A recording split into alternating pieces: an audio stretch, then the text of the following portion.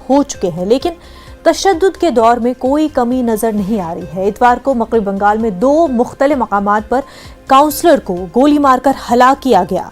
ये हलाकतें मगरबी बंगाल के पानीहाटी और झालदा इलाकों में हुई।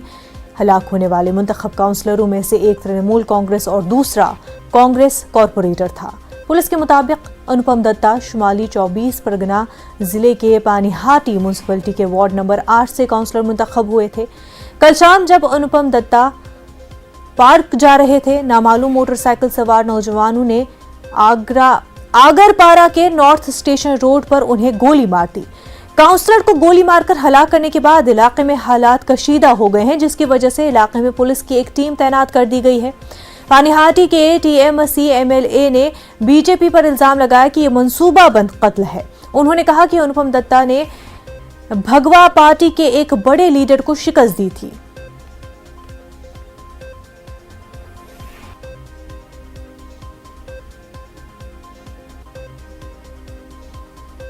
श्रीनगर के